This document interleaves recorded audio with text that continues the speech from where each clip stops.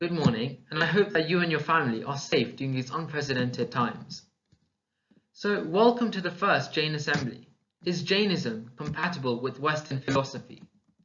My name is Yash, and over the next 2 weeks I hope to explore the key concepts of Jainism and compare them to the ideas of eminent Western philosophers. I'm sure questions like who am I, where have I come from, what is truth, what is reality have crossed all of our minds, and of course we are not alone in this. As far back as we look in time, people have grappled to answer these eternal questions. There have been notable philosophers from both the East and the West trying to explore these questions, and it is interesting to see how different approaches have been taken to answer the same questions, and how they often reach similar conclusions.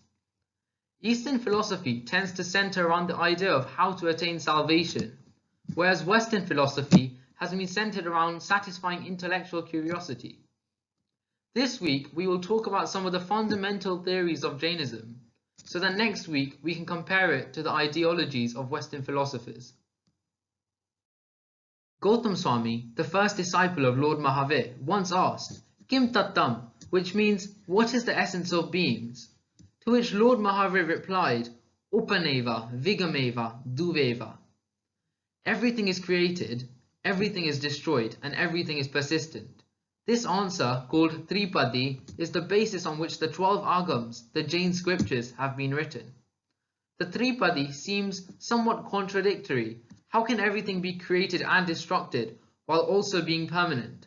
Let's explore this further. From the Tripadi arises, in my opinion, one of Jainism's most unique principles, Anekantavad. Literally, the word means the theory of non-one-sidedness, or the theory of the many-sided nature of reality. Let's take an example. So as you can see on the screen, we have an elephant, and there are 4 blind men looking at the elephant from different angles. One feels a rope, one feels a snake, one feels a pillar, and the other feels a fan. Each blind man says the other men are wrong. However, when all of their opinions are put together, the truth is that they are each looking at different parts of the elephant. So this is a theory that allows conflicting and opposing views to be resolved by admitting that there are infinite ways of knowing and recognizing that any single viewpoint is just one of several. The beauty of this theory is that it shows that each view has an element of truth, and for complete truth, we need to put together all different perspectives. So with this, the question arises, what is truth? The Sanskrit word for truth is Satya. Satya is one of the 5 Mahavrats, or major vows of the Jain philosophy, but it is a word that appears all across Indian cultures. I'm sure you've heard of Mahatma Gandhiji's Satyagraha movement for independence, which comes from the compound of the words Satya and Agraha, meaning polite insistence or holding firmly onto. And when put together, we see the foundation of his passive resistance, the non-violent movement. Another example is Sikhs. They also have a greeting called Sat Sri Akal, which comes from the word Satya and the word for time, Kal. The A in front of the word Kal is a negation, therefore meaning no time or eternal. So this beautiful greeting, Sat Sri Akal, means truth is eternal. The concept of reality in Jainism also comes from the word Satya, which means truth. Sat in Jain metaphysics is used to mean truth, reality, or existence. Sat, from the perspective of existence, denotes Dravya, which means substance, and Paryay, which means modes. Jains believe that substance and mode are inseparable, but they are distinct. Substance is eternal, whereas mode is constantly changing. This can be a little tricky to understand, so let's take an example. On the slide you can see the gold. The substance is the element of gold itself. If something is gold, it will always be gold. However, the gold can change form as a ring or a necklace or a coin. Substances can undergo transformation as seen through the change in the shape of the gold, but never transmutation. Gold can never become silver, and silver can never become gold. We can see how Lord Mahavir's principle of Tripadi is relevant here. The changing of mode can be viewed as a creation of the new mode and the destruction of the particular mode. But the substance itself does not change, it's still gold. Therefore, it is persistent. As Acharya, which means Guru, Kunda Swami puts it, there can be no origination without destruction, nor is there destruction without origination. If you look at the gold example again, you'll understand what that quote means. Dravya, which means substance, has two main classifications, Jiv and Ajiv, living entities and non-living entities. Ajiv, which is non-living entities, are split into a further 5 categories. You can see this in the bottom left of the screen.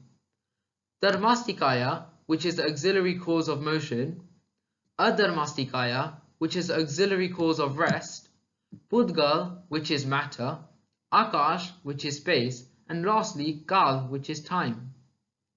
I am sure you know what matter, space, and time means.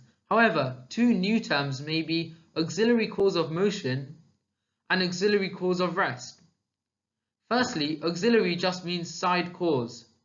So for Dharmastikaya, the auxiliary cause of motion, there is a simple example of a fish. What does a fish need to swim? A fish needs water. Without water, the fish simply cannot move. For auxiliary cause of rest, imagine you are a person walking in a desert. You are tired and the sun is beating down on you. You come across an oasis with water and trees. You see the shade and your body stops and rests. The shade isn't forcing you to stop, but because the shade is there, you wish to or are able to stop. Therefore, in total, there are 6 key substances that constitute the Jain universe. Jains believe that substance is real and it is eternal. The type of the Dravya can never change. If something is a living being, it has always been a living being and it will always be a living being.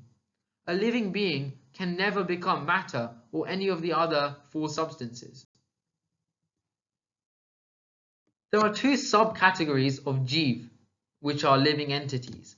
The first is Siddhas, which are the pure, liberated souls who are in Siddhshila, the place of liberation. Their souls have 4 main qualities, which I remember with the acronym BIKE. The Siddhas have infinite bliss, infinite intuition, infinite knowledge, and infinite energy. The second categories of Jivs is Sansari, which are non-liberated Jivas. This is what we are, humans. Sansari Jivs are found all over the universe, apart from Siddhshila, the place of liberation. They have karma, and therefore the true qualities of the soul, remember the acronym BIKE, are not seen. We do not have infinite knowledge, but we do have limited knowledge. Also, Sansari Jivs are constantly in the cycle of life and death until they shed all of their karma. To conclude this week's assembly, it is important to mention the key theory of karma, which is integral to the Jain philosophy. Jains believe that every thought, every word, and every action you take has some karma associated with it. And depending on the intent, karmic particles, either punya, which are good karma, or pap, which are bad karma, bind to your soul. The whole point of liberation is to free ourselves of these karma, the bad and the good, until we reach a complete neutral state of just the soul and free ourselves of this sansari life. So that's it for this week's Jain Assembly. Thank you for listening to me, and please join me next week, where I will take all of this understanding of the Jain philosophy and compare it to the ideologies of many Western philosophers. Stay safe and stay positive, and have a great morning. Thank you.